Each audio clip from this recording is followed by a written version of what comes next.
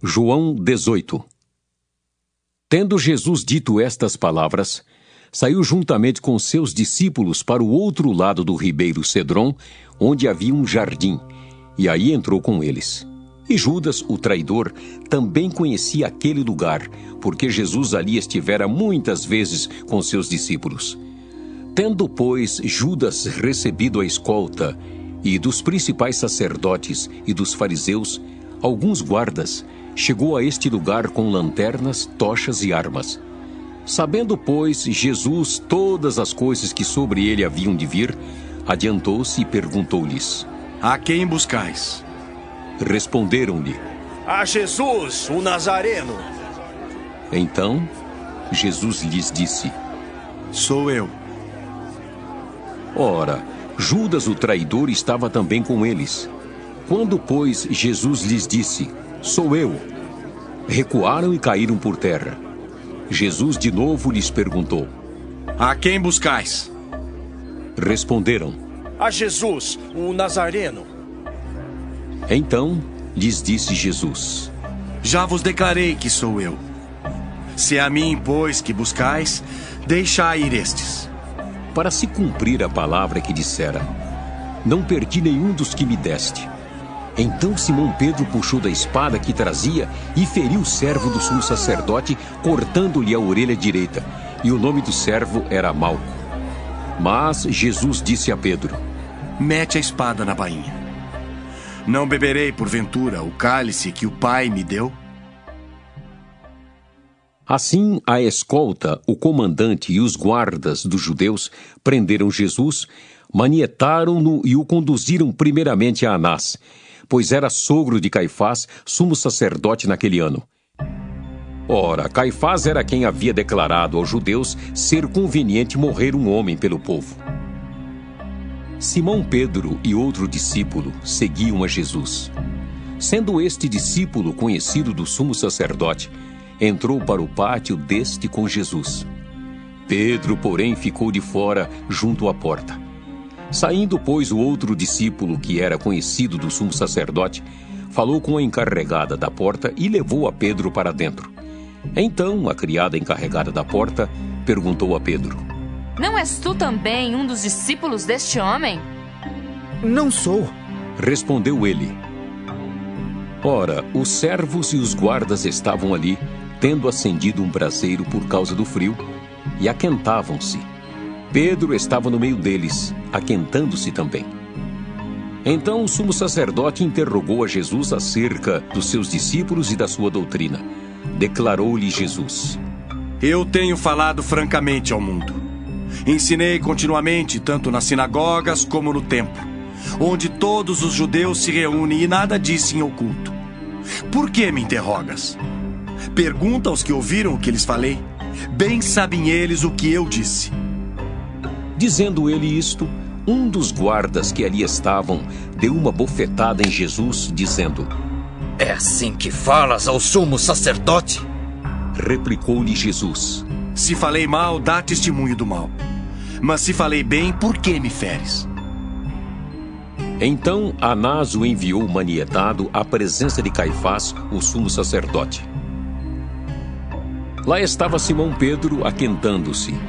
Perguntaram-lhe, pois: És tu, porventura, um dos discípulos dele? Ele negou e disse: Não sou. Um dos servos do sumo sacerdote, parente daquele a quem Pedro tinha decepado a orelha, perguntou: Não te vi eu no jardim com ele? De novo, Pedro negou e no mesmo instante cantou o galo. Depois levaram Jesus da casa de Caifás para o pretório. Era cedo de manhã. Eles não entraram no pretório para não se contaminarem, mas poderem comer a Páscoa. Então Pilatos saiu para lhes falar e lhes disse: Que acusação trazeis contra este homem? Responderam-lhe: Se este não fosse malfeitor, não te entregaríamos. Replicou-lhes, pois, Pilatos: Tomai-o vós outros e julgai-o segundo a vossa lei. Responderam-lhe os judeus: A nós não nos é lícito matar ninguém. para que se cumprisse a palavra de Jesus, significando o modo por que havia de morrer. Tornou Pilatos a entrar no pretório, chamou Jesus e perguntou-lhe: És tu o rei dos judeus? Respondeu Jesus: Vem de ti mesmo esta pergunta ou tu disseram outros a meu respeito? Replicou Pilatos: Porventura sou judeu? A tua própria gente e os principais sacerdotes é que te entregaram a mim. Que fizeste? Respondeu Jesus: O meu reino não é deste mundo. Se o meu reino fosse deste mundo, os meus ministros se empenhariam por mim, para que não fosse eu entregue aos judeus. Mas agora o meu reino não é daqui. Então lhe disse Pilatos: Logo, tu és rei? Respondeu Jesus: Tu dizes que sou rei. Eu para isso nasci e para isso vim ao mundo, a fim de dar testemunho da verdade. Todo aquele que é da verdade ouve a minha voz. Perguntou-lhe Pilatos: Que é a verdade? Tendo dito isto, voltou aos judeus e lhes disse: Eu não acho nele crime algum. É costume entre vós que eu vos solte alguém por ocasião da Páscoa. Quereis, pois, que eu vos solte o rei dos judeus? Então gritaram todos novamente: Não este, mas Barrabás!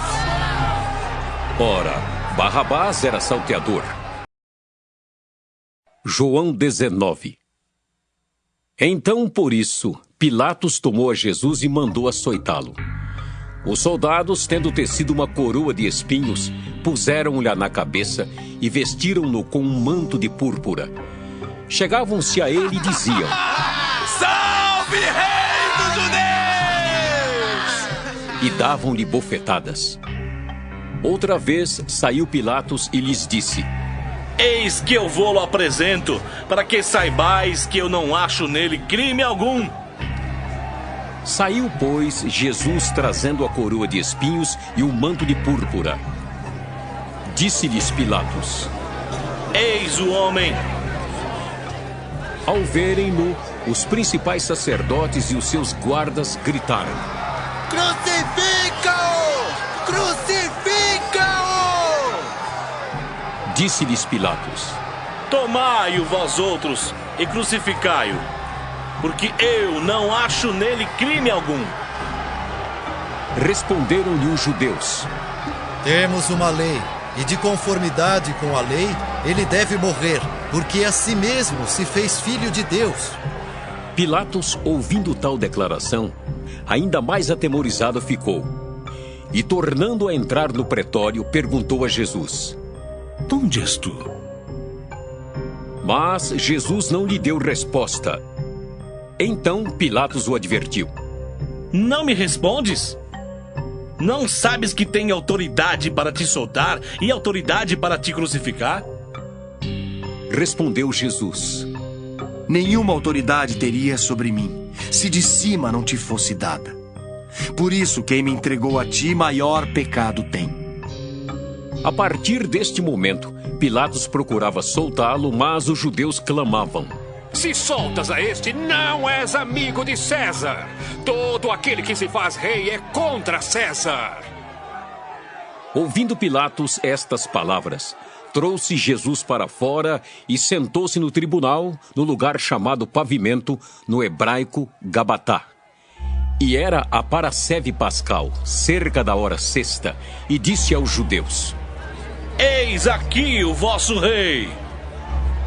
Eles, porém, clamavam: Fora!